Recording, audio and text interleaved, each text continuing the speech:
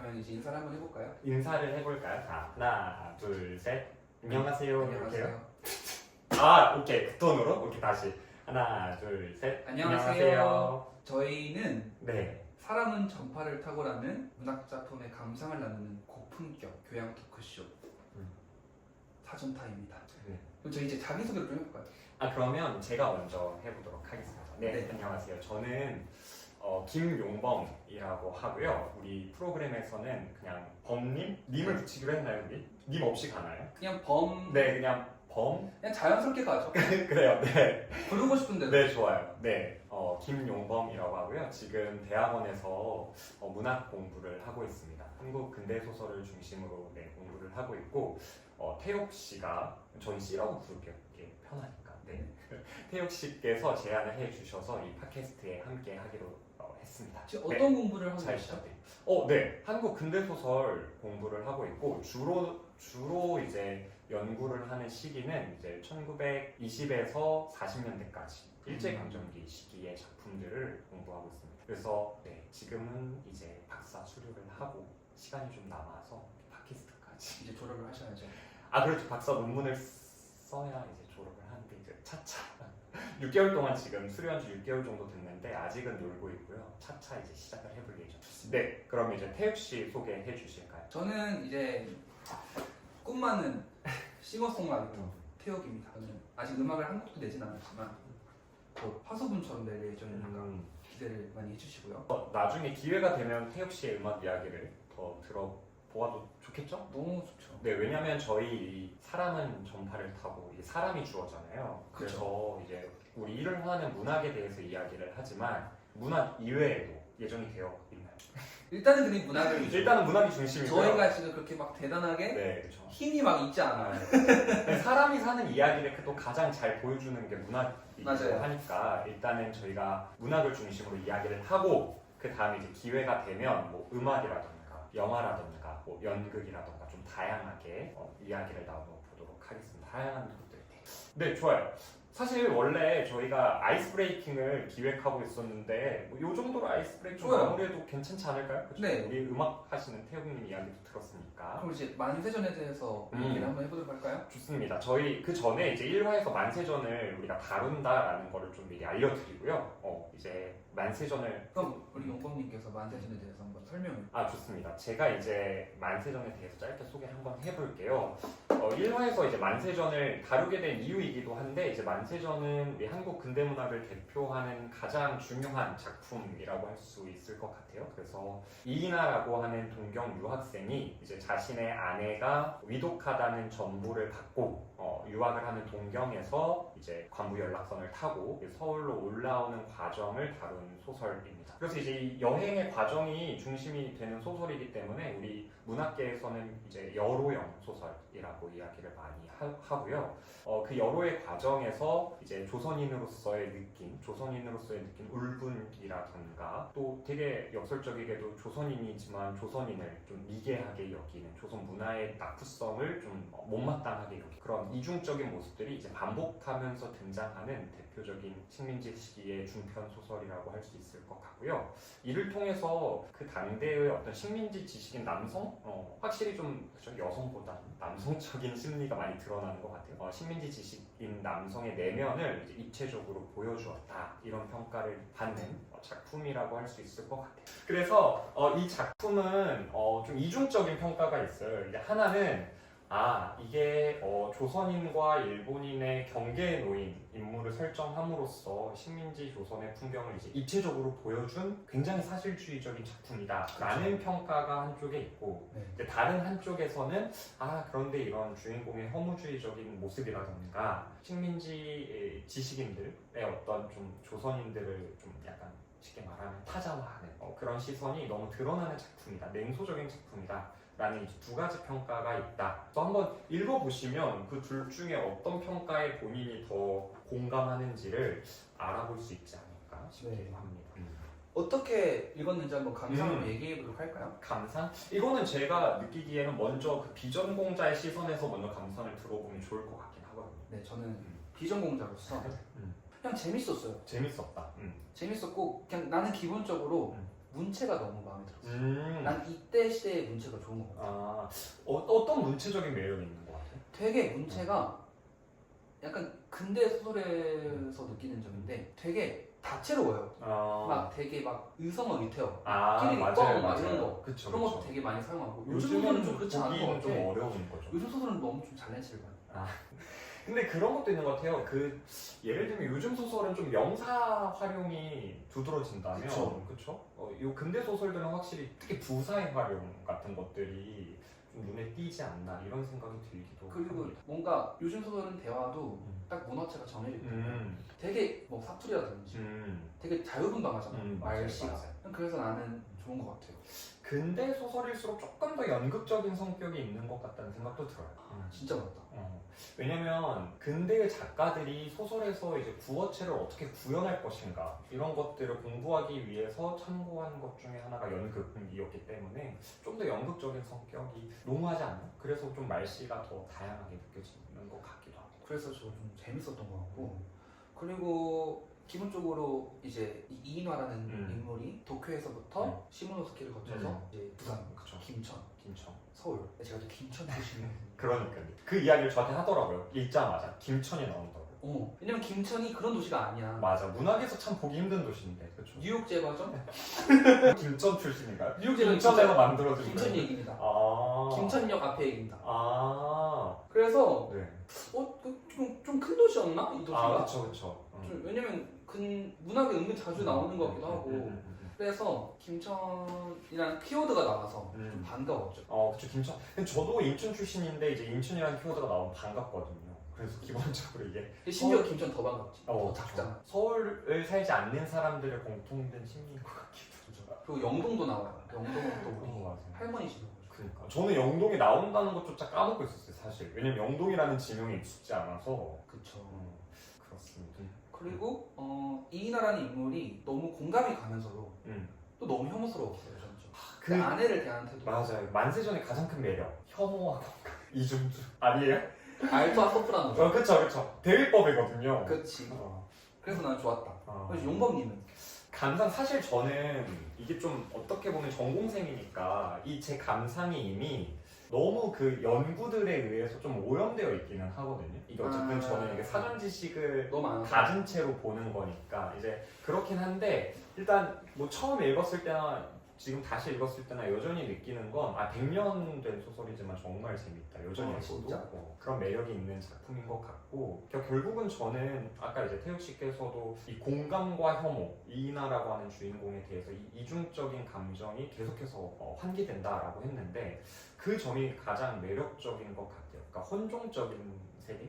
그래서 이인하라는 주인공이 조선이라고 하는 국가에도 속하지 못하고 이제 일본이라는 국가에도 속하지 못하는 그 자기 정체성을 가지고 어떻게 보면 길이 정해져 있는 것 같지만 방랑하는 듯한 느낌이 들어요. 그래서 그런 어떤 혼종적인 세계 그런 것들이 또 이 식민지가 가지고 있는 어떤 오늘날 한국 사회와는 다른 점이지 않을까. 뭔가 서구적인 물결과 그게 또 어쨌든 일본을 매개해서 들어오기도 해요. 그쵸. 그런 것들을 지향하는 사람들의 삶과 여전히 이 어떤 조선으로부터 이어지는 관성적인 삶을 살아오고 있는 사람들의 세계가 충돌하면서 빚어지는 갈등들 그런 갈등이 이제 소설의 재료가 될 수 있었던 시대라는 생각이 들었고 그런 점에서 참 근대 작가들은 복 받았다.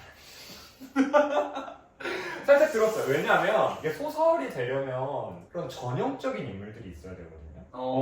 왜냐하면 어쨌든 세계를 그러니까 축소시켜서 보여주는 거잖아요. 그쵸. 근데 근대 작가들은 그게 됐는데 전형을 뽑아낼 수가 있었는데 현대는 워낙 다변화돼 있으니까 그죠? 이 현대를 보여주려면 이 전형적인 인물들을 뽑아내기가 참 어려워. 근데 나는 역으로 전형적인 것 같아. 오히려 현대가 어떤 점에서요? 그러니까 너무 그러니까 어떻게 보면 되게 매체도 파편화가 되고 TV에서 유튜브로 바뀌었듯이 근데 역으로 더 사람들이 더 다양해지지 않는다는 느낌이 좀 달아요. 약간 획일화되어 있는 더 획일화되는 느낌? 그럴 수도 있을 것 같아요. 왜냐하면은 어떻게 보면은 우리는 어떤 의견을 투사를 하면은 바로바로 피드백이 오는 시대잖아요. 그쵸. 모르는 사람도 그렇고 모르는 사람도 그렇고 그러니까 사람들이 다들 너무 표백된 인간이 되어버린 시대? 타인에 의해서, 타인의 의견에 의해서. 왜냐면 다들 너무 잠깐 우리도 봐봐 카메라에 지금 어느 시대가 이래. 그렇죠. 그러니까 거울이 참 많은 시대. 그럼 이제 저희 본격적으로 본론으로 들어가 볼까요? 음.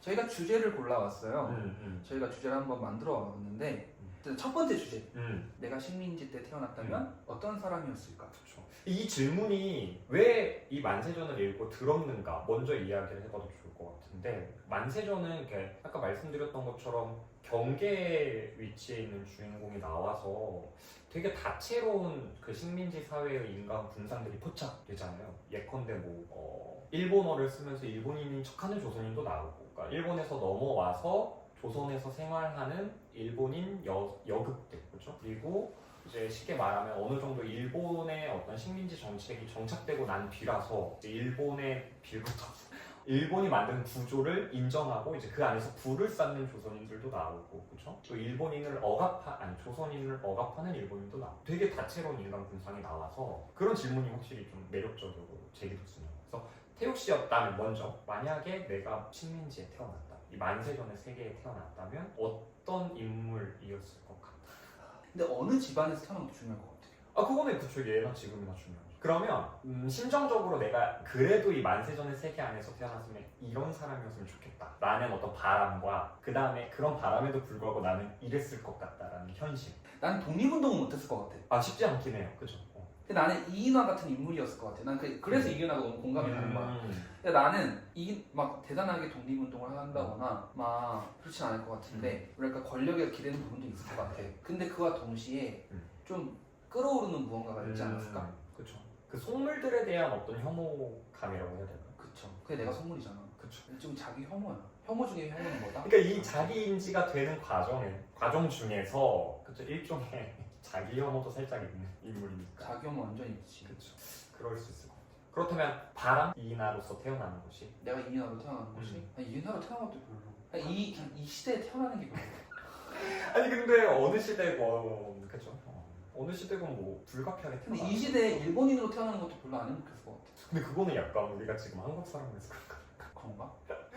여기 일본인들은 되게 행복하게 잘 살던데, 만세전 세계 속의 일본인들. 유일하게 좀 일본인 중에서 수심이 깊은 인물이 누구냐면 그 일본인 아버지와 조선인 어머니 사이에서 태어난 여급. 그 사람은 반일 반조. 약간 수심이 있잖아요. 이인화의 눈에도 그 수심이 딱 캐치되잖아요, 그죠? 그쵸. 뭐 이 시기에 분별 없는 일본인으로 태어났다면 행복했겠죠. 그러면 용범 씨는? 저는 만약에, 그러니까 현실적으로 내가 이 시대에 태어났으면 저는 그 갓장수였을 것 같아요. 그냥 내가 배운 것도 없고, 솔직히 제가 지금 2026년에 태어났으니까 뭐 그렇게 크게 가진 것 없이 배울 수 있지만, 뭐 이 시대에 태어났으면 가진 거 없었으면 뭐 배웠겠어요? 문맹률이 엄청났던 시대니까. 그러면 그냥 태어나서 이제 호구 입에 풀칠을 해야 되니까 그냥 할 수 있는 갓 만들어서 팔고. 근데 갓도 되게 고급 기술 아니야? 근데 고급 기술이지만 이게 일종의 사양 산업이잖아요, 이 시기. 그래서 그런 얘기 나오잖아요. 그 주인공인가 물어보잖아요. 요즘도 갓 쓰는 사람이 있냐고. 그러니까 근데 시골에 가면 조금 있다. 뭐 이런 정도 이야기를 하고, 단발령이 문제였네. 배운 게 없으니까 나는 그냥 조선인 행세를 하는 게 오히려 나의 처세술이다, 이런 얘기를 하잖아요. 그러니까 오히려 비굴하게 굴고 동정을 유발해야 되고, 다른 사람들로 하여금. 그리고 내가 못 배웠으니까 나를 좀 이렇게 궁휼히 여겨주세요, 이렇게 이제 그런 처세인 거잖아요. 근데 그게 어떻게 보면 참 맞는 처세, 그러니까 약자로서 자신의 약자성을 계속해서 드러내고, 맞아요. 그럼으로써 어떻게든 이제 연명해 나가는 게 저였을 것 같아요. 근데 그게 그냥 그 당시 조선인들의 근데 대부분의 삶. 최선 아니었을까? 네. 우리가 뭔가 지금은 100년 뒤니까 그래도 우리는 한국이게 만났죠. 그렇죠. 뭔가 되게 막 모든 사람이 투지에 끌고 막 일본에 막 저항하고 이렇게 살았을 것 같지만, 물론 그렇게 사는 사람도 있지만, 어떻게 보면 또 대부분의 사람들은 어쨌든 그쵸. 갖춰진 게 없으면, 사실 그게 말이 안 되지. 어떻게 모두가 투쟁을 해? 갖춰진 게 없으면 그런 삶을 살았을 것. 그런 점에서 저는 이 세계에 태어났으면 가짜수였을 거다, 그런 생각이 좀 들어요. 그리고 그렇지만 이런 감상 과정 중에서 이렇게 이런 식으로 몰입이 된 인물도 있지만, 한편으로 가장 반감이 들었던 인물들도 있잖아요. 싫었던 인물? 가장 싫었던 인물, 그렇죠. 내가 가장 싫었던 인물? 이인화야. 왜냐면 공감하면서 가장 혐오스러우니까. 왜? 공감이 가니까 더 싫어. 아 맞아요. 설득돼서 일정 부분은. 공감이 더 싫고, 그리고 약간 그 자신의 아내를 대하는 아, 그 태도가 이 소설의 가장 핵심이죠. 너무 꼴보기 싫다. 맞아. 이게 참 이 안에, 그러니까 이 1920년대 남성 지식인들에게 뭐 그 대부분 남성이었으니까 가장 어떻게 보면 조선의 전근대적인 관습, 가장 빨리 해결하고 싶었던 그 풍습이 좋은 제도였기 때문에 그러니까 단순히 이건 이 아내를 개인적으로 싫어하는 문제일 뿐만 아니라 그러니까 그걸 넘어서서 이 이인아에게는 이 아내라는 존재 자체가 어떤 조선의 정근대성을 그냥 체감하게 만드는, 그럼으로써 조선을 계속해서 혐오하게 만드는. 근데 그런 장면이 있지 않나요? 그쵸. 자신이 결혼을 했다는 사실을 부끄러워하는 장면이 나와요. 그래서 책의 이제 이야기의 서두 부분을 보면 이제 일본인 교수에게 아내가 죽었다, 아내가 죽어서 조선에 간다라는 말을 못하는 장면이 나와요. 그래서 그 대목을 봐도 이 당대의 사람들에게 조혼이라고 하는 건 조선의 낙후성을 그대로 공공연하게 드러내는 어떤 패단 중에 하나예요. 뭐 이런 식인 거죠. 뭐 예를 들면 우리가 지금도 막 조금 조심스럽기는 하지만 어린 여성들을 매매혼시키는 그런 국가에 대해서 되게 좀 비판적으로 보는 그쵸. 것처럼 그런 시선이 자기의 국가에 대해서 있었던 거죠. 이런 게 조선인들이 부끄러워하는 풍습이 또 뭐가 있을까요? 소설 안에서는 또 뭐가 나오냐면, 그러니까 이인아의 시선이기는 한데 그 첩제도, 그쵸. 첩제도가 나와요. 그래서 근데 일본은 첩이 없었나요? 일본도 첩이 있었죠. 일본도 첩이 있지 않았을까요? 모르겠어요. 근데 이제 이인아에게 가장 문제가 되는 건 뭐냐면 그 첩이 개인적인 사랑을 바탕으로 하는 게 아니라 자손을 갖기 그쵸. 아들을 낳으려고. 아들을 낳으려고. 그래서 이제 이인아가 자기의 그 형님, 큰 형님이 아들이 없어서 동네에 이제 가세가 기운 집에 아주 어린 여성과 결혼을 이제 하는 것에 대해서 되게 혐오스럽게 자신의 형을 바라보는 또 장면들이 나오거든요. 또 그것을 가지고 공박하는 장면들이 나오는데 그런 것들을 보면 이 조선의 첩제도, 그리고 특히 이 첩제도가 소위 말하는 가부장적인 질서를 위해서 유지되고 있다는 그런 것들에 대한 비판적인 시선도 분명히 있었던 것 같죠. 영상섭이라는 이 작가 자체가 좀 맞아요. 되게 모더니즘적이지 않나요? 모더니즘이라고 뭐 해도 되고 리얼리즘이라고 해도 될 것 같은데 염상섭 스스로가 그런 말을 해요. 그러니까 소설적 재료로 지금 조선에서 삼을 수 있는 것이 바로 가정이다. 그런 이야기를 하면서 그 가정의 갈등, 예를 들면 본처와 첩의 갈등, 부부 간의 갈등, 뭐 이런 것들이 조선 시대를, 그러니까 이 과도기적인 이 당대의 조선 사회를 보여줄 수 있는 아주 좋은 매개라고 봤던 것 같죠. 그런 점에서 근대주의자다. 근대주의자로서 이중 놓이는 딜레마 상황이 있잖아요. 그러니까 먼저 근대화된 일본을 부러워하지만, 그러니까 그들에 의해서 근대화되고 있는 조선의 상황을 굉장히 또 비판적으로 사고할 수밖에 없는, 그러니까 동경과 비판의 딜레마, 이런 것들이 이 소설에 또 이인아가 가지고 있는 아주 핵심적인 갈등이기도 해요. 근데 약간 그 근대 소설이나, 그러니까 식민지 시대에 쓰여진 소설, 아니 근데 그냥 식민지도 아니고 한국이라는 역사가, 근대 역사가 항상 이렇게 경계에 놓인 그렇습니다. 얘기를 많이 하는 것 같아요. 그래서 약간 혹시 이인아도 이렇게 되게 경계에 놓인 인물인데, 그렇죠. 이렇게 경계에 서본 경험이 있으신지? 저는 나의 계급성 때문에 경계에 놓이는 것 같아요. 왜냐면 그러니까 저는 그렇게 유복한 집에서 자라진 않았거든요. 근데 그러면 어쨌든 내가 유년에 경험한 세계와 어쨌든 좀 괜찮은 대학을 들어가서 만나는 아이들이 보여주는 세계, 다르지. 깜짝 놀랐어요. 왜냐면 그러니까 저는 그냥 그 인천의 한 평범한 고등학교를 나왔는데 거기 가니까 대부분의 아이들이 다 특목고 소위 말하는 출신인 거예요. 대학교로 갔더니 그리고 그들이 대부분 대치동에서 수학의 경험, 공부의 경험이 있어요. 그치, 저는 아무래도 그 대치동이라는 걸 미디어로만 접한 사람이거든요. 그래서 정말로 대치동에 가서 공부를 하는 아이들이 있구나. 그 부모의 전적인 서포트 속에서. 근데 어쨌든 그리고 나서 이제 저는 또 대학원에 갔잖아요. 그리고 물론 이제 인문학 대학원이고 국내 대학원이기 때문에 그 대학원 사람들의 또 계급성이 또 그렇게 높지는 않아요. 생각보다 중산층 정도까지는 돼도 막 엄청나게 부유한 집안에 사람들이 있지는 않은 것 같아요. 그게 또 이게 막 미술 쪽이면 모르겠는데 문학이고 인문학이고 이러니까 그냥 공부하는 거 좋아하는 좀 서생들? 그럼 학교를 갔을 때가 가장 경계에 섰다고 느꼈던 거예요? 그렇죠. 그러면서 이제 대학을 들어오면서 서울이라는 공간에 왔을 때 나는 내가 대한민국 사람이지만 여기 별천지라고 느꼈어요. 서울이? 서울이. 근데 인천이랑 서울은 되게 가깝잖아. 가깝지만 저는 서울을 20살 돼서 처음 와봤거든요. 그러니까 제일 처음 온 건 대학 시험, 논술 시험을 보러 왔을 때. 근데 지하철 타고도 안 나왔어요? 안 나왔죠. 왜 안 나왔어? 올 일이 없잖아. 아니 그냥 뭐 콧바람에서 쐬고 있잖아. 그랬죠. 뭐 수학여행으로. 근데 수학여행. 수학여행으로 서울 갔어? 인천이? 그쵸. 안 가죠, 수학여행. 그쵸. 뭐 경주 이런 데 어. 가니까. 그러니까 서울에 왔는데, 그러니까 내가 미디어로 접한 서울인 거예요. 뭐 예를 들면 대치동. 강남. 강남, 홍대 이런 데를 가보고 그 다음에 뭐 사실 제가 이제 어쨌든 대학원에서 공부를 하면서 저 스스로가 문학이라든지 뭐 음악이라든지 뭐 이런 쪽에 자연스럽게 관심이 많이 가잖아요. 그쵸. 문학을 전공을 하면. 그래서 이제 예술의 전당 이런 데를 가는 거예요. 그러면 거기에 있는 대단 가면 또 그 중년 여성들이나 남성들의 모습이 우리 부모님이랑 되게 달라요. 근데 그 명품 스카프를 두른 선글라스 끼고. 중년 여성들과 그 비싼 넥타이를 한 그 중년 남성들을 진짜 거기서 처음 본 거예요. 그러니까 그런 식으로 그러면 나는 이런 걸 누리지만 이런 걸 누리는 다른 사람들과는 좀 다른 세계의 사람이구나. 이런 걸 느끼게 되는 거죠. 그러니까 뭔가 물적으로는 되게 같은 공간에 있지만 좀 이질적인 이질적인 느낌을 느낌을 받게 되는 거죠. 그럴 수 있죠. 여러분 예술의 전당을 가면 정말 그렇거든요. 근데 저도 저는 서울을 처음으로 제대로 좀 이제 왔다 갔다 하게 된 게 재수학원인데. 근데 재수학원. 사실 저는 약간 서울에 혼자 막 왔었어요. 저는 음. 지방 살아도 대단하다. 오디션을 보러 가고. 그래서 나는 막 학교 때 서울로 수학여행 간 거야.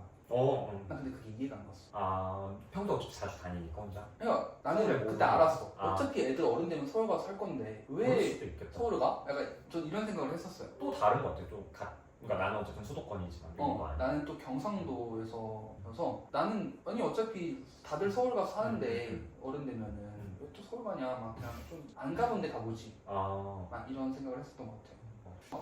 일본에서 일본을 동경하면서 근대화된 어떤 문물들을 접하는 동시에 그렇지 못한 조선 환경에 대해서 가지고 있는 그 약간의 혐오감들, 그렇죠? 못마땅함들. 그렇지만 또 동시에 자신이 어쨌든 조선인이기 때문에 또 조선인으로서 조선에 느끼는 애틋함이나 차별받는 조선 사람들을 보면서 느끼는 어떤 울분, 그렇죠? 울화 이런 것들이 있잖아요.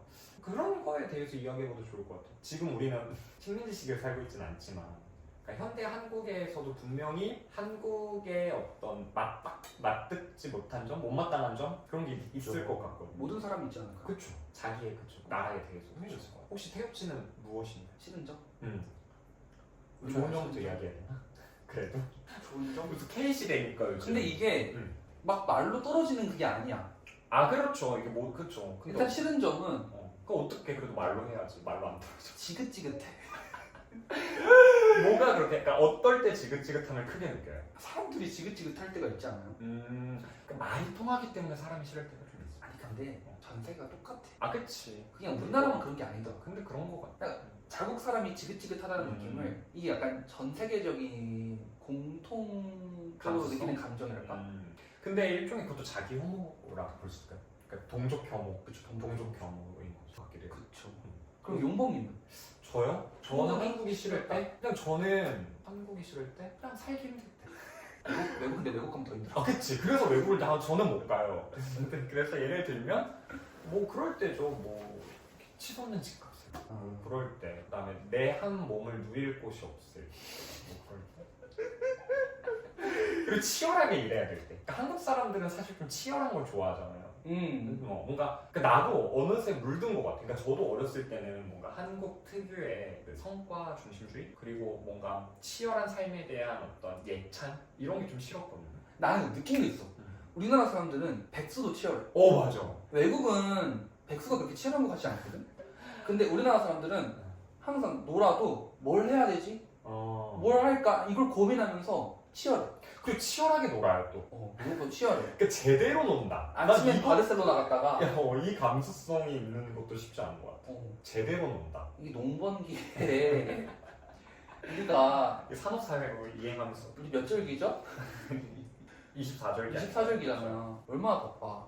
아니 근데 그것도 있는데 그런 치열함에 근데 어느덧 나도 물들었다는 생각을 종종 해요. 이것도 이게 동족 혐오인가? 그러니까 예를 들면 어느새 나도 좀 되게 내가 10대 때 듣기 싫어하던 그런 말들 있잖아. 그래도 뭐 예를 들면 제대로 살아가야 된다. 나 이 말 너무 싫어. 할 거면 제대로 해야지. 근데 내가 그걸 요즘 붙여 입에 달고 살아요. 근데 나는 그 말이 너무 공감이 가거든. 어. 근데 모르겠어. 할 거면 제대로 해야지. 난 너무 폭력적으로 느껴져. 그쵸? 약간 그거 한국 사람들이 진짜 많이 말하지 않아요? 시작한 김에 끝을 봐라. 오! 라던가 아니 끝의 기준이 뭐야? 할 거면 제대로 해라라던가. 이 제대로라는 말이 되게 한국인 특유의 그 이 제대로 PTC를 어떻게 할 거야? 에토스라고 해야 될까?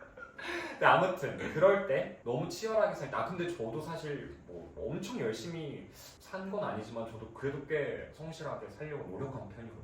근데 그렇게 살다 보니 나도 그 말을 입에 붙이고 살더라고요. 이게 몸에 붙은 거지. 그쵸. 나도 엄청 막 게으르게 되게 게을러 여자가. 근데 게으른 와중에도 항상 해야 되는데 항상 이 생각만 맞아. 이 생각이 너무 심해 나는. 그럴 때 좀 어떻게 보면 나를 이렇게 만든 한국 사회가 근데 이렇게 해서 싫어진다. 여기까지 왔지. 그치. 그 여기까지 왔으니까 맞아요. 대한민국의 좋은 점. 대한민국이 좋은 점. 국뽕 컨텐츠. 요즘 또 K 시대잖아요. 뭐 세계가 열광하고 또 한국 미국이 눈물을 흘리는. 나날이 위상이 높아지는 젠스망이 찾아오는 또 젠스남이 찾아서 어제 삼겹살 먹었잖아요. 그리고 저는 대학에서 있으니까 또 유학생들을 이렇게 접하게 되거든요. 그럼 정말로 그 유학생들의 그 K 컨텐츠에 대한 애정 이런 것들을 느낄 때가 있어요. 왜냐면 막 그들이 써온 과제를 보면 나보다 드라마를 더 많이 보고 한국 드라마는 한국 가수를 나보다 더 잘해요. 이러면 이게 이 K 컨텐츠가 정말 완벽한 허상은 아니야. 정말 어딘가에서 이게 정말 실제하는 허상. 인기를 구가하고 있구나 이런 걸 느낍니다. 그들을 보면서. 그렇지만 그럼에도 불구하고 한국에 대한 애정이 샘솟을 때 언제가 있을까요? 저는 런던에서 딱 귀국할 때, 음. 치과 갔을 때, 병원 갔을 때, 진짜 런던은 막 아니 뭐 병원을 막 런던은 두 개요. NHS라고 내셔널 헬스 서비스라고 공립, 사립. 공립은 공짜야. 근데 대기는 몇 달. 근데 사립은 겁나 비싸. 근데 엄청 깨끗하고. 그걸 이제 개인 보험으로 해결해야 되는 거죠. 비용. 근데 우리나라는 그냥 뭐 그런 부분 자체가 사실 있긴 하지만 잘 안 하지. 뭐 그렇잖아요. 나 그 치과 가서 치료를 받는데 너무 행복한 거야. 이거지. 이건 근데 이게 조국이야. 약간 조국이 날게 해주는 것 실질적으로 그죠? 그리고 좀 그 어떻게 보여야 될까? 나도 어쩔 수 없는 한국인이니까. 근데 그걸 느낄 때가 있어요. 이 한국의 구린점이 곧 나의 구린점인 거야. 같이 구리니까 괜찮은 거야. 그치. 저는 근데 또 반대로 언제 한국에 대한 애정이 샘솟냐면 치열하게 사는 사람들. 왜? 그냥 뭔가 그 자신의 그 주어진 삶을 최대한 노력해서 사는 모습을 보면 참 뭐라고 해야 될까? 그냥 짠하면서도 대단하다 이런 생각이 들어요. 그래서 참 제가 좋아하는 게 그 다큐 프로그램, 다큐 3일 이런 거. 그 다음에 배에서 씨 읊으시고 인간극장 이런 걸 보면 그러니까 한때 꿈이 있었지만 어쨌든 현실을 이렇게 각박한 현실에서 제쳐놓은 꿈을 때때로 이렇게 곱씹으면서 현실에 발맞춰서 이렇게 살아가는 사람들의 모습들 그런 거 보면 또 그건 나름대로 주는 감동이 있다. 그쵸? 그게 제일 큰 감동. 그게 그 미국 특유의 넌 할 수 있어 이것으로 따라올 수 없는 그거랑 좀 달라. 그 감정의 깊이가 있어요. 그 유캔두잇이랑 좀 달라. 이게 유캔두잇으로만 되진 않거든. 그 미국 사람들은 옛날부터 잘 살았고 그들은 전 세계의 불을 빨아들이면서 하고 싶은 대로 다 살 수 있었겠지만 그 또 후발 국가로서 그렇지 못했던 그 수많은 사람들이 있잖아요. 그런 거 별의별 일이 다 있었지. 그런 것들을 볼 때 애정을 느낀다. 그런 이야기를 할 수 있어요. 아니 우리가 지금 은근 주제들이 빨리빨리 지나가고 있어. 그러네요. 벌써 지금 우리 시간도 1시간이나 우리 약간 자연스럽게 자연스럽게 하고 싶은 얘기 해볼까요? 하고 싶은 이야기? 일단 우리가 어쨌든 좀 소설 바깥의 이야기를 많이 했잖아요. 네. 그렇죠. 소설 바깥의 이야기를 많이 했고 조금 소설 안의 이야기를 해봐도 좋을 것 같아요. 소설 안의 이야기를 하면서 그리고 또 이제 오늘날 한국과 견주어서 볼 수 있는 대목이 있으면 견주어봐도 좋을 것 같은데 아까 이제 이야기했던 것처럼 이 만세전의 매력은 이 중간에 놓인 그러니까 정체성의 혼란을 겪는 혼란이라고 표현해야 될까 사실? 혼란이죠. 혼란? 그러니까 어쨌든 조선인도 되지 못하고 일본인도 되지 못하는 그 중간에 놓인 이인하라는 인물을 통해서 되게 다양한 조선의 모습들을 보여주잖아요. 그러니까 그 중에서 태용님에게 가장 인상적이었거나 충격적이었던 장면이 있습니다. 이 만세전 안에서요. 네.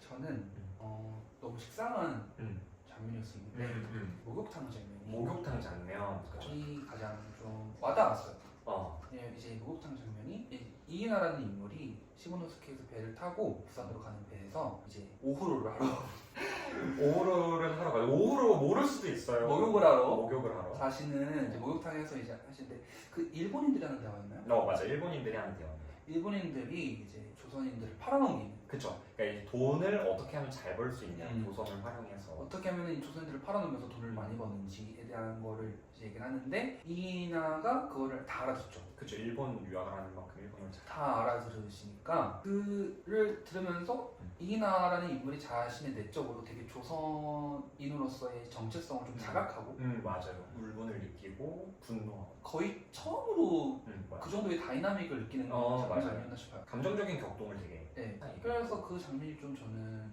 약간 현실을 보여준다. 네. 그러니까 거기를 보면 그런 멸칭이 나오거든요. 요보. 이거 이제 근대 문학에 이제 관심 있는 분들은 알 수도 있을 텐데 이게 이제 조선 사람들이 여보시오. 그러니까 말을 걸 때나 누구를 부를 때 뭐 여보게, 여보시오 이런 식으로 많이 말하잖아요. 그거를 이제 일본인들이 듣고 여보세요의 여보를 이제 일본 발음식으로 요보라고 하는 거예요. 그래서 이 일본인들이 이제 조선인들을 낮잡아 볼 때 요보들 이렇게 부르거든요. 여보시오들. 요보들. 그쵸. 그러니까 그 조선인들의 말투를 희화화한 거죠. 그래서 그거를 이제 부르는 멸칭으로 이제 쓰는 건데 거기에서도 이제 일본인들이 대화하면서 이제 요보들을 요보가 뭐 유순해 분위기 좋다 이런 이야기 나와 막 하잖아요. 근데 확실히 이제 그런 장면에서 민족적인 감정이 이제 이인하에게도 끌어오른다 그런 장면인데 그래서 어떻게 보면 이제 일본인으로서의 가면을 쓴 이인하가 그 가면 밑에서 느끼는 감정 그런 것들을 처음으로 보여주는 장면이 목욕탕신이다라고 할 수 있고. 그리고 이제 한국 가서 왕창 느끼죠.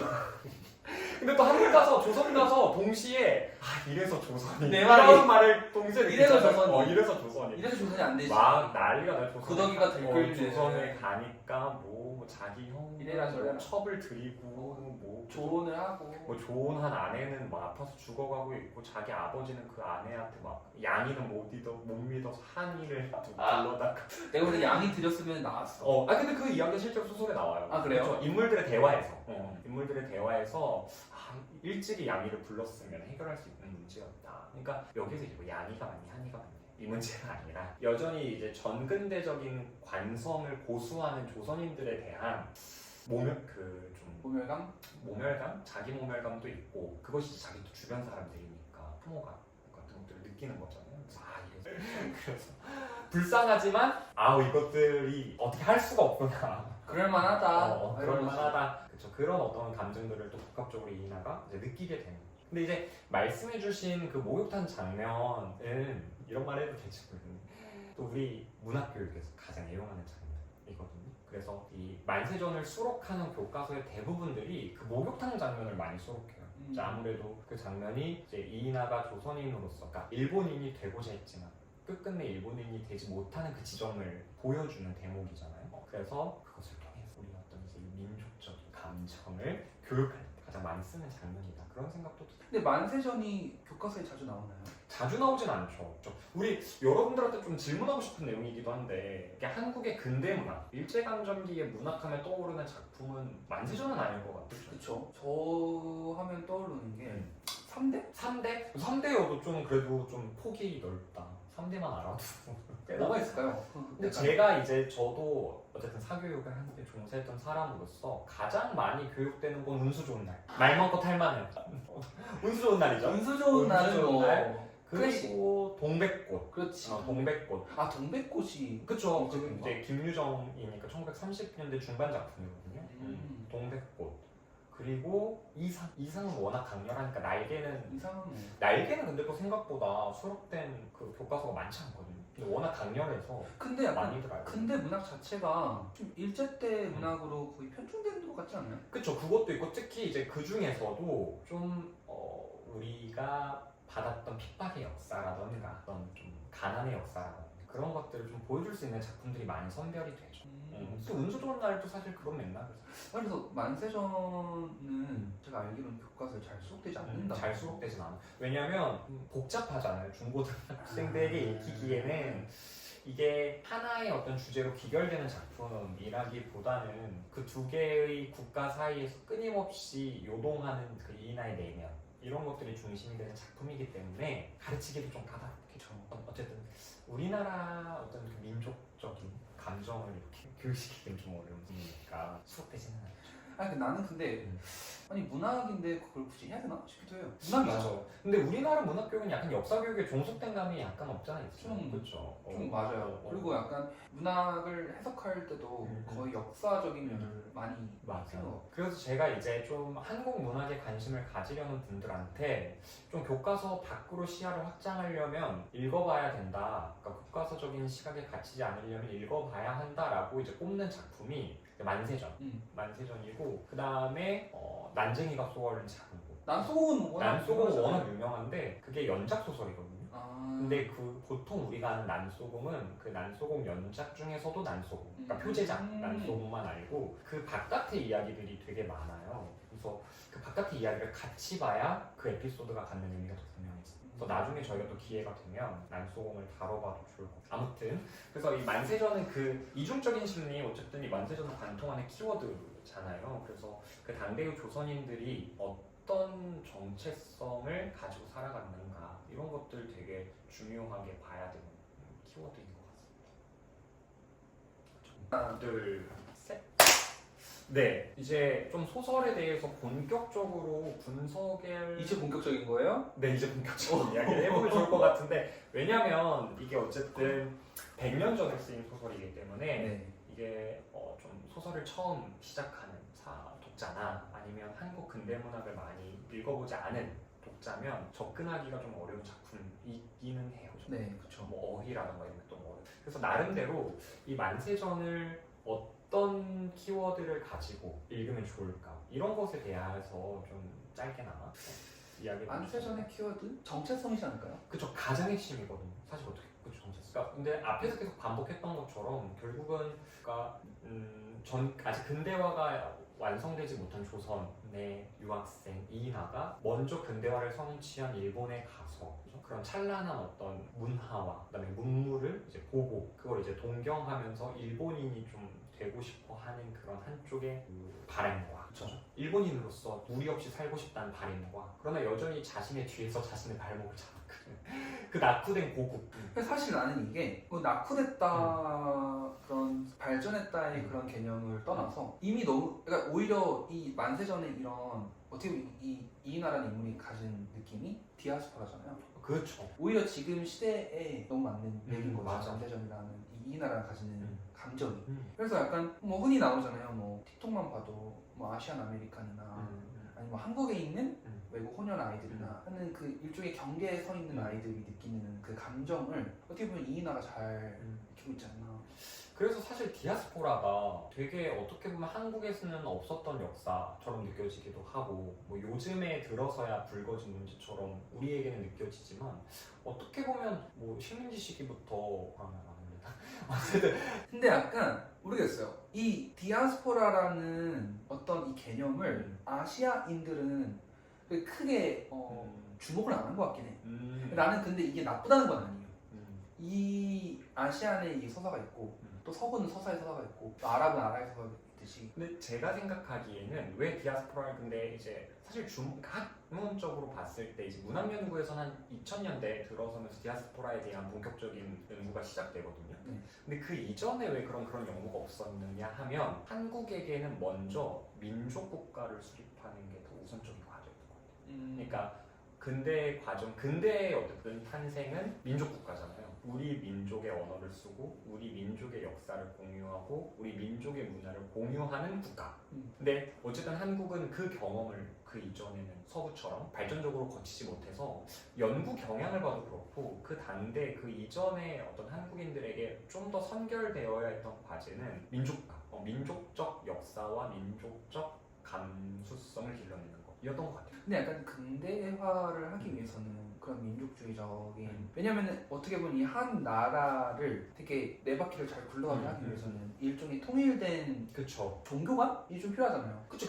그게 사실 근대죠. 그쵸. 그게 근대죠. 그러니까 단일한, 그러니까 결국 서양의 역사도 근대의 역사는 그러니까 그 라틴어의 세계에서 자국어, 모국어의 세계, 속화된 언어의 세계로 가는 거고 종교의 세계에서 역사의 자기 민족 역사의 세계로 가는 거니까 보편적인 종교 역사예요. 또 그런 점에서 보면, 그러니까 지금은 우리가 그러니까 역사라는 게 발전적으로 가지 않는다라는 믿음 속에서 살고 있지만 아니 요즘 그 믿음을 가지고 계신 분들도 있을 수 있을 것 같아요. 근데 그건 차치하고 어쨌든 근대화를 하는 거.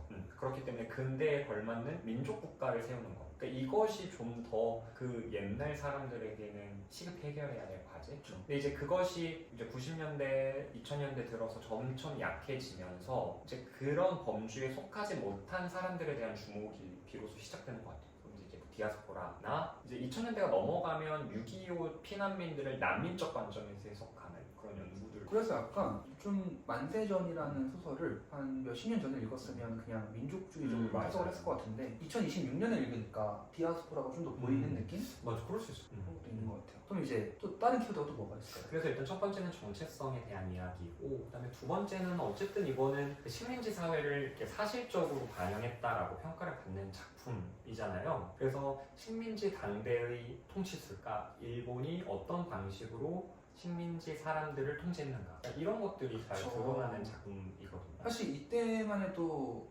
되게 문화통치 이전이잖아요. 그쵸, 이제 그러니까 소설의 배경은 이제 우리 이따가 이야기하겠지만 그 3.1 운동이 있기 전에라고 나오고. 그래서 약간 이 소설 안에서도 되게 일본인들이 조선인들을 가혹하게 다루는 장면들이 나오잖아요. 맞아요. 특히 이제 그 통치의 주체로서 그냥 그 그러니까 구체적이지 않은 추상적인 어떤 일본 제국이 나온다 뭐 이런 것이 아니라 그런 통치를 시행하는 구체적인 에이전트들이 나오죠. 그게 뭐 형사라던가 뭐 헌병이라던가 이런 에이전트들이 나오면서 그러니까 그런 일본의 근대 경찰 시스템이죠, 사실은. 그렇죠. 경찰 시스템이 우리의 조선민들을 그러니까 어떤 방식으로 통제했는가 그런 게 나오는데 그게 뭐 사법 시스템으로도 나오고 이제 경찰 시스템으로도 나오는데 법적인 시스템으로 가장 주목해서 봐야 될 부분은 그 배를 타고 조선으로 들어올 때 그 이나가 경찰에게 이제 도항 자격증, 그러니까 도항 그 허가서를 이렇게 보여주는 대목이 나와요. 그러니까 그런 것들을 이제 확인하는 대목이 나오는 거죠.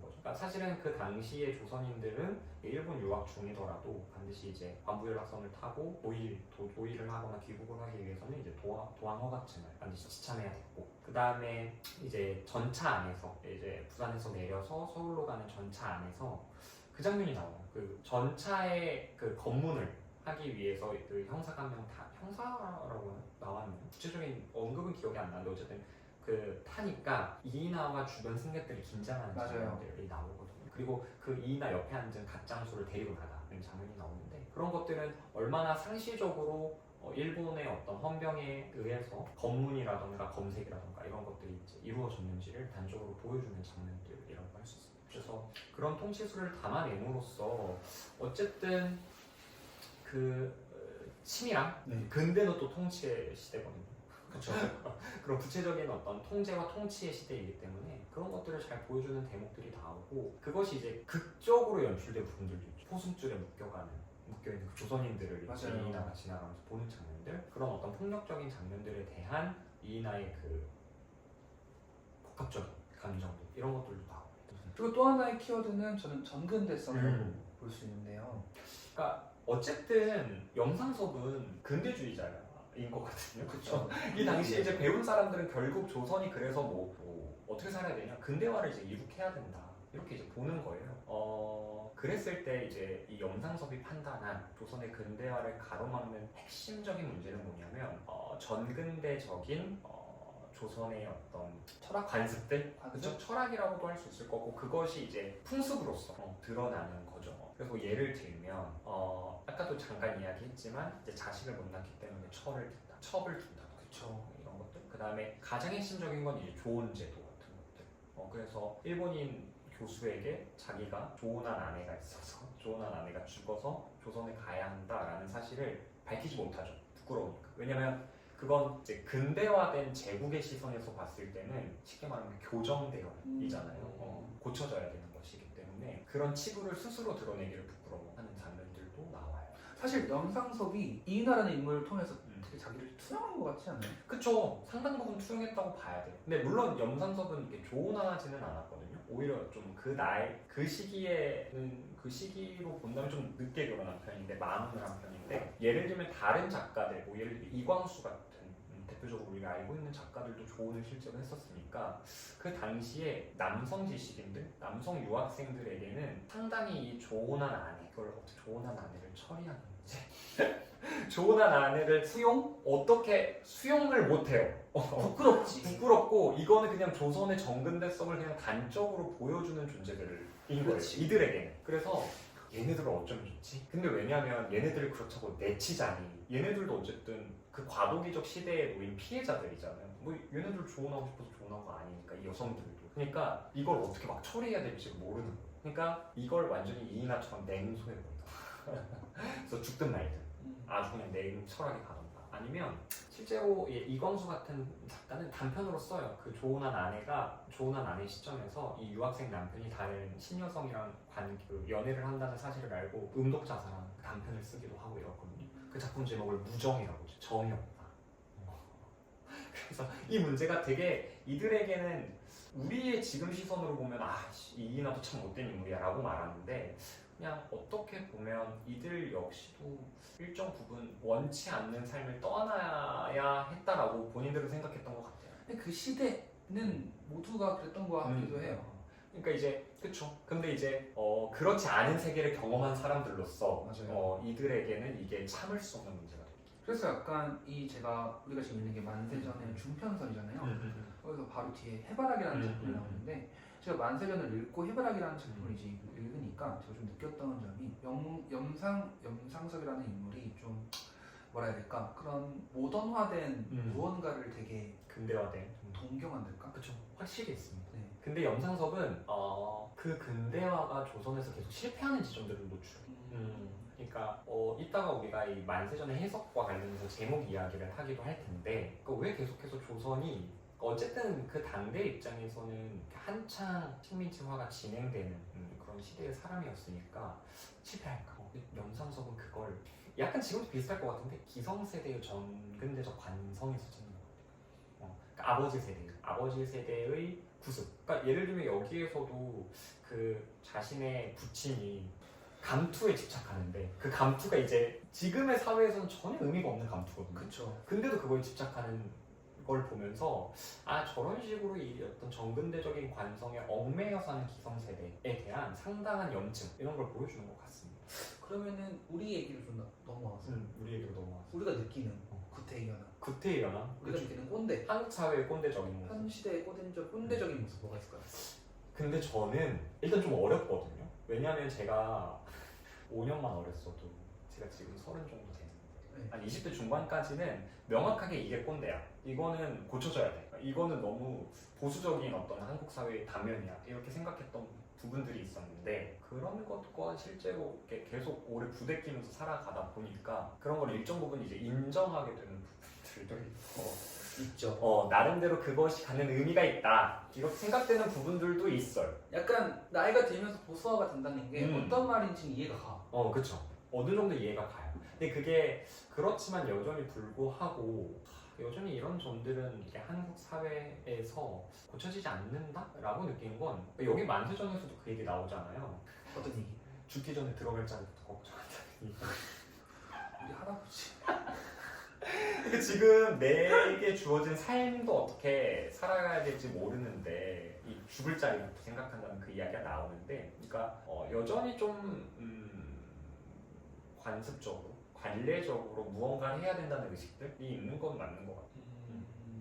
저도 약간 우리나라에서 꼰대 같았던 모습 너무 많죠. 너무 많지. 우리가 수도 없어. 그리고 우리가 아직은 좀 어리잖아요. 아직은 우리 어리죠. 20대니까. 아직은 그러니까 저 서른을 바라보는 만 나이로 거니까. 맞나요? 맞아요. 만 나이로 28, 7 이렇게밖에 안 되니까. 그러니까 꼰대 같았던 모습? 또 말하는 것도 모르는 줄. 그러면 죄송합니다. 만세전에서 가장 꼰대 같다라고 느꼈던 인물이나 이 장면은 예나 지금이나 다르지 않게 참 이 한국 사회의 꼰대적 단면을 보여준다라고 생각 들었던 장면.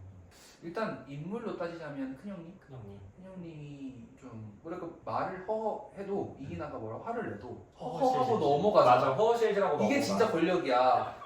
이걸 허허실실하는 게 진짜 힘이야. 이인하가 10번을 토해요. 왜 큰형님의 선택이 어떤 잘못인지 굉장히 논리정연하고 오늘날 우리의 눈으로 읽어도 너무 맞는 말이다. 한 번쯤 생각해볼 법하다라는 지점들을 다 짚어주거든요. 근데 그냥 허허실. 근데 허허실실 맞받아치죠. 거의 뭐 전 스튜어트밀의 자유론에 필적하는 논리를 사용을 해도 그냥 허허실실 한마디면 끝이야. 그리고 나는 그것도 좀 마음에 안 들어. 허허실실하면서 일리는 있다. 약간 이런 식의 뉘앙스잖아요. 일리는 있지만 현실은 안 그래. 약간 진짜 싫어. 그런 뉘앙스로 큰형님이 그 대응을 하거든요. 일리 있다 나 너무 싫어. 그러니까 왜냐면 막 뭐가 틀렸다고는 안 해요. 맞아요. 틀렸다고는 막 이렇게 맞받아치지 않는데 인정하진 않아. 그냥 그럴 수도 있겠네요 하는 그 정도인 거야. 맞아. 그래서 그런 점들. 맞아. 근데 참 맞는 말인 것 같아요. 정당한 비판이 들어와도 넘어갈 수 있다는 거. 권력이. 그러면 이제 무슨 얘기 해볼까요? 묘지 이게 우리가 이제 제목 이야기를 잠깐 안 하고 넘어갈 수는 없을 것 같은데 요 제목이 지금 우리가 읽는 건 만세전이거든요. 근데 원래 이 염상섭이 처음에 지었던 제목은 묘지예요. 묘지이고 실제로 그 소설의 중간중간 조선의 세계를 이렇게 묘지로 비유하는 장면들이 나오는데, 그러니까 그걸 최종적으로 이제 만세전으로 그러니까 제목을 고치는 거죠. 만세라고 하는 건 여기서 이제 3.1운동을 이야기하는 거고, 그 3.1운동이 있기 바로 1년 전 겨울이었다로 소설이 실제로 시작하거든요. 네. 그래서 만세 이전의 조선 사회의 모습을 보여주는 소설이다, 이렇게 이제 해석이 되는데, 그렇다면 제기되는 문제는 왜 염상섭은 이게 이제 이 소설이 완성된 게 24년인데 처음 22년에 연재를 했다가 검열로 중단이 되고 이제 24년에 다시 연재를 하거든요. 그래서 24년에 완성이 됐는데 그 몇 년 지나서, 그러니까 3.1운동이 있은 지 한 3, 4년 뒤에 왜 만세 전이라고 하면서 3.1운동 이전의 조선사회를 진단하려고 했는가, 그러니까 이 의도를 한 번쯤 묻기는 해야 되거든요. 나는 그 전이 그 전자인 줄 몰랐어요. 맞아요. 나는 홍길동 전에 맞아요. 처음에 알았어. 맞아요. 한자를 안 보면 오히려 그렇게 이해하기가 더 쉬워요. 근데 만세 전이래. 그래서 근데 저는 좀 그래서 들었던 생각이 사실 어떻게 그렇게 만세 전이라는 그 3.1운동이라는 되게 큰 정치적 사건보다 그냥 이 염상섭이라는 인물이 일본과 조선에서 느낀 일종의 감정들을 되게 리얼리즘적으로 그냥 엮어낸 딱 그 정도의 소설이었는데, 이제 만세 운동이 있고 나서 이게 딱 실현하는 거지. 내가 써보니까 그럴 수 있어요. 이게 딱 맞네? 나도 그런 경우 있거든. 그래서 창작자 입장에서 그래서 이게 그냥 나는 그때는 그냥 쓴 건데 이게 다시 돌이켜보니까 너무 시대에 딱 맞아. 만세 이전. 그래서 딱 의미를 좀 입히지 않았나? 라는 생각을 좀 했어요. 근데 이 문제는 되게 우리가 골똘히 생각해 봐야 하는 게 만세전을 어떻게 평가할 것인가와도 직결된 문제거든요. 그래서 약간의 어떤 좀 TMI라고 해야 될지 학문적인 입장을 말씀을 드리면, 그러니까 이 만세전을 어떻게 해석할 것인가의 문제는 결국은 그래서 염상섭이 만세 이전의 조선사회를 어떻게 봤느냐, 이 문제와도 관련이 되어 있어요. 그래서 정말 묘지로 묘사될 만큼 구더기가 끓고 이제 모두가 이렇게 허무적인, 이인하로 대표되는 허무적이거나 아니면 이제 큰형님으로 대표되는 돈을 벌기 위해서 그냥 체제에 순응해가면서 살아가는 그 모습으로 평가를 했느냐, 그 정도에서 그쳤느냐, 아니면 마지막 그 편지 장면에서 이인하가 그런 얘기를 하거든요. 자기가 깨달은 게 있다. 그러면서 그런 각성의 가능성을 남겨둔 작품으로 볼 거냐, 그러니까 이걸 가지고 좀 이 작품을 어떻게 해석할 것이냐를 논쟁하게 되는 거예요. 어떻게 해석하세요? 저는 상당히 어떤 가능성을 열어둔 작품이라고 봐요. 왜냐하면 그러니까 이인하가 비판적으로 보는 풍경 중에 뭐 그냥 조선에 낙후된 풍경이나 그 다음에 이렇게 처세로 그날그날을 살아가는 어떤 조선 사람들에 대한 비판적 의식도 있는데, 분명히 있는데, 동시에 굉장히 이 이인하가 적의의 시선으로 바라보는 대상들은 그런 사람들이에요. 일본어를 능숙하게 하고 싶어하는 조선. 맞아요. 맞아. 그리고 자기의 큰형님 2,000원을 벌어서 그리고 그 큰형님이 2,000원을 벌었다는 소설이 뭐와 같이 나오냐면 헌병이랑 친하게 지내기 시작했더라. 그러니까 내가 조선을 떠나기 전에는 안 그랬던 큰형님이 마을의 헌병들과 친하게 이야기를 나누는 것을 보고 의아해하는 장면이 나와. 그리고 그런 장면을 묘사한 끝에 큰형님이 2,000원의 돈을 벌었다. 이런 이야기가 나오고 그런 걸 보면 이인하가 저기를 띄고 보는 대상 중에 또 상당 부분을 차지하는 인물 유형들은 그런 식으로 점차 일본인이 되려고 했던 조선인들 그리고 일본적 체제 안에서 개인의 영달을 추구하기 시작한 사람들인 것 같아요. 그러면서 그 비판의 칼날이 자기 스스로에게 오는. 그렇죠. 자기도 어쩔 수 없이 그 녹봉을 그리고 자기도 그 일본의 가면을 쓴다라는 걸 인식하는 사람입니다. 그래서 이따가 뭐 개인적으로 또 이야기할 수도 있을 것 같은데, 그러니까 제가 가장 좋아하는 대목은 바로 그 비판의 메스를 자기 스스로에게 가져다 대는 이인하가 그런 대목들이 중간중간 있거든요. 저는 그런 대목들을 되게 재밌게 읽었어요. 그래서 제가 좀 느꼈던 게 이 그 자신의 메스를 갖다 둔다는 표현을 하셨는데 일종의 허무주의적, 회의주의적인 걸 되게 많이 느꼈거든요. 맞아. 근데 내가 느끼는 거는 그냥 비단 조선만의 얘기가 아니라 그냥 그 시대 그 전간기라고 하는 전간기 시대의 그 일본과 한국, 중국이든 전체적으로 좀 그런 허무주의, 회의주의가 강해지는 것 같아요. 너무 폭력의 시대다 보니까 사람들이 어쩔 수 없이 그렇게 되는 것 같아요. 그리고 그 부분 허무주의 얘기 잘해주셨는데, 그러니까 우리가 지금은 3.1운동을 어쨌든 긍정적으로 많이 평가를 하지만, 그러니까 당대인들에게는 어쨌든 실패한 혁명이었거든요. 그러니까 그게 어쨌든 일본이 물러가지 않았고, 그리고 일본이 물론 유화적인 정책들을 사용을 했지만 한반도의 지배를 오히려 그 유화 정책으로 인해서 공고화하게 되는 그런 계기가 되었는데, 염산섭이 1919년에 3.1운동이 있은 직후에 폐허라고 하는 잡지를 폐허. 그러니까 폐허라고 하는 것이 이제 흔히들 조선 사회에 대한 비유라고 이야기를 하죠. 그리고 그 폐허 속에서 자신이 무언가를 해야 되겠다라는 어떤 그 선언으로 그 창간사를 쓰거든요. 근데 어쨌든 그 작가 스스로는 그런 생각을 했던 것 같은데, 이제 작품들을 보면 말씀해주신 대로 뭐 예를 들면 그 표본실의 청개구리라고 하는 염산섭의 굉장히 초기 단편이 있는데 거기서도 이제 허무주의적이 등장하죠. 그래서 어떤 학자들은 그러니까 조선의 근대문학의 시작이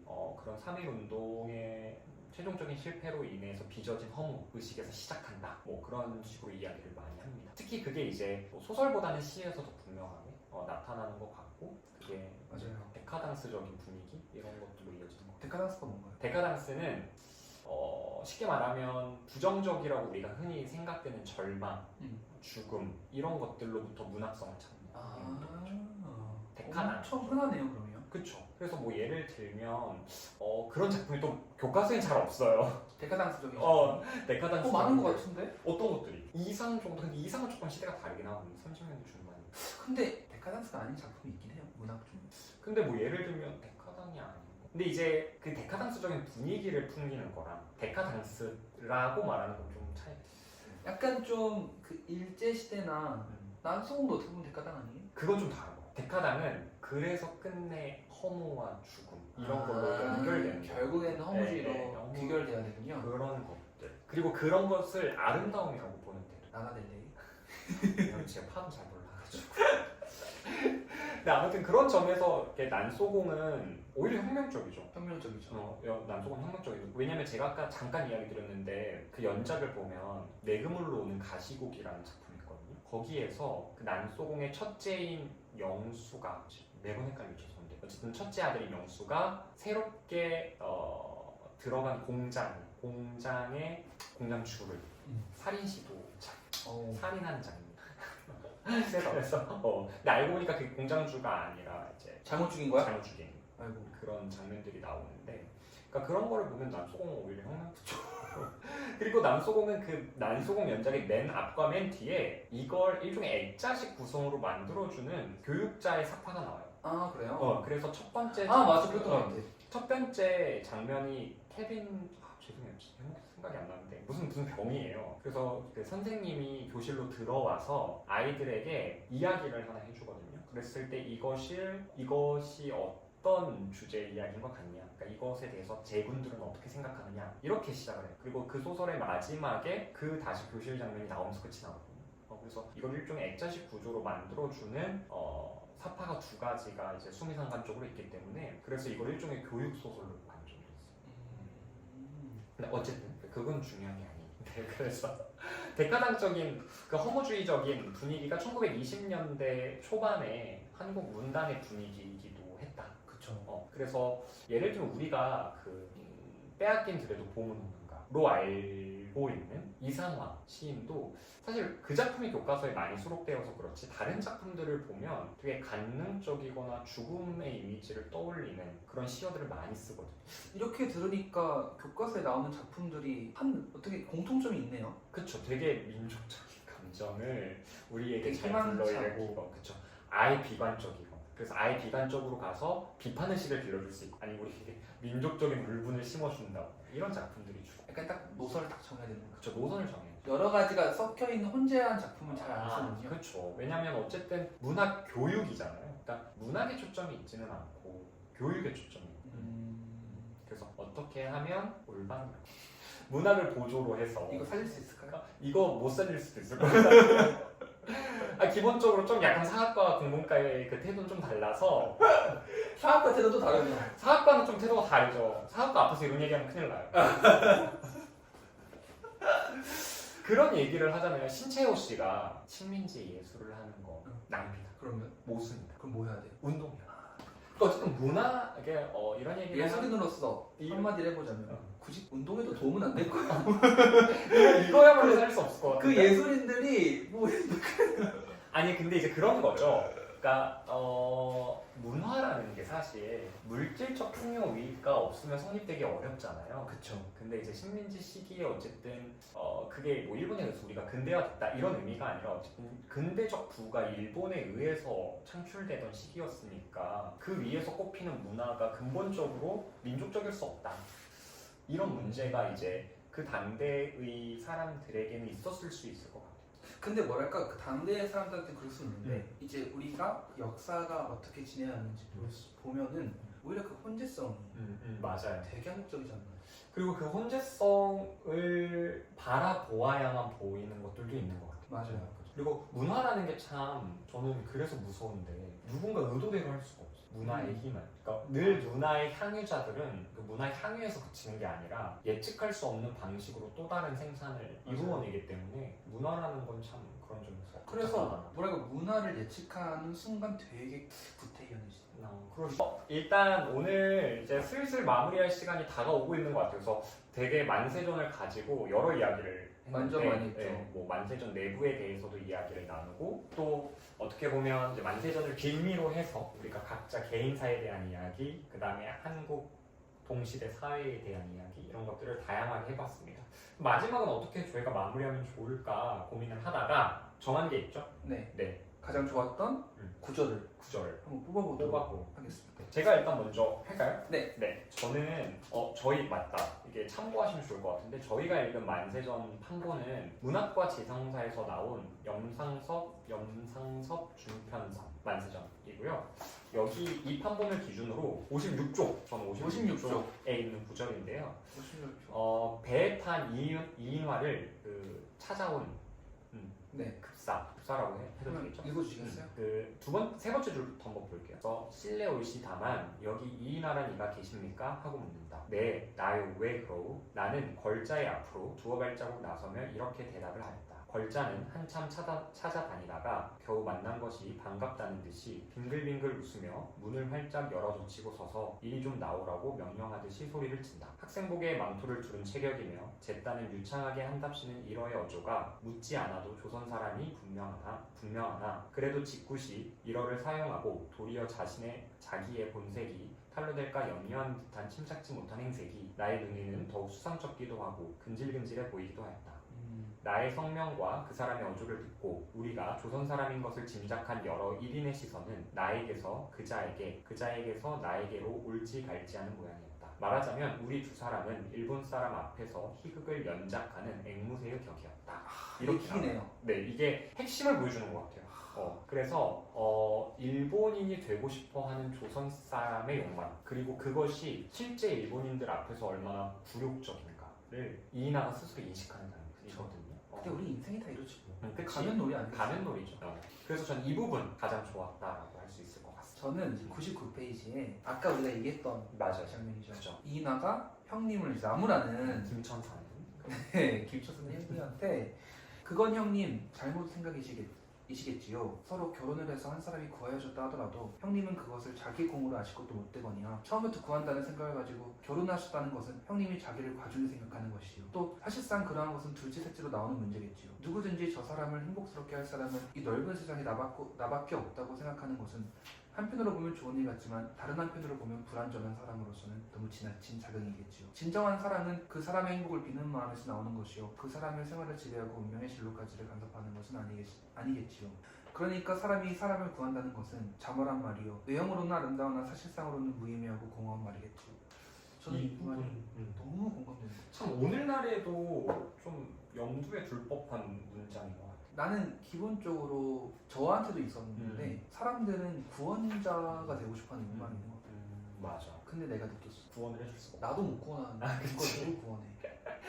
그래서 어떻게 보면 사랑으로 포장하는 기만? 그러니까 사랑으로 포장된 자기 기만이다. 뭐 이런 이야기 할 수 있을 것 같고 제가 꼽은 문장이 뭔가 만세전의 당대적 배경에서 만세전의 의미를 보여주는 대목이라면 태욱 씨가 뽑은 대목은 오늘날에도 왜 우리가 만세전을 읽을 만한가? 이걸 좀 여실하게 보여주는 대목인 것 같아요. 맞아요. 그래서 시대성과 역시 좋은 문학은 시대성과 보편성을 아우른다. 뭐 이런 저가 평가할 수 있을 것 같아요. 요즘 연기를 배웠잖아요. 근데 내가 느꼈던 게 연극은 희곡을 많이 하니까 되게 시대성이 짙어요. 근데 우타겐이라는 되게 연기의 거장이 쓴 책이 있는데 거기서 우타겐이라는 분이 하는 말이 뭐냐면 어쨌든 우리가 느끼는 아무리 우리가 다른 옷을 입고 다른 말을 하고 그래도 우리가 느끼는 감정은 보편적이다. 아무리 옛날 사람이더라도 그 사람이 짓는 표정과 느끼는 감정은 우리랑 비슷할 것이다.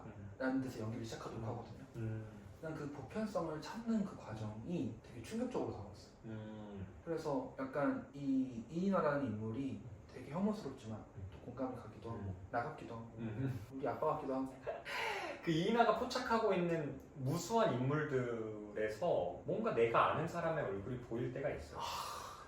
맞습니다. 네, 그런 점에서 이 작품은 여전히 읽을만한 것 같고 특히 뭐 근대와 현대는 어쨌든 연속된 거잖아요. 우리가 맞아요. 식민지를 거쳐서 지금의 대한민국이 있는 거니까 그래서 생각할 거리가 상당히 많은 것 같아요. 그래서 읽어보면 좋을 것 같고 이 책을 그런 점에서 추천할 만하다. 네, 좀 추천할 만하다. 만하다. 무엇보다 재밌어요. 그래서 한국 문학은 좀 재미없지 혹은 한국 근대 문학은 수준이 좀 떨어지지 라고 생각하는 사람들이 있다거나 아니면 내가 한국 문학 그 중에서도 좀 근대의 작품들의 재미를 붙여보고 싶다 이런 어떤 의지나 계획이 있으신 분들은 한번 만세전으로 그 시작을 해보는 것도 나는 근데 한국 문학이 재미없는지 모르겠어. 재밌지 않아요? 근데 꼭 해외 문학만 읽는 분들이 그렇죠. 그래서 각자의 매력이 있는 거니까 만세전의 매력도 분명히 있다 이런 생각이 들고 또 이런 책 추천으로 우리의 일과를 마무리해보는 것도 좋을 것 같습니다. 그럼 지금까지 옥과 범이 진행하는 사람은 전파를 타고 있습니다. 네, 감사합니다. 우리 2화에서 만났으면 좋겠어요.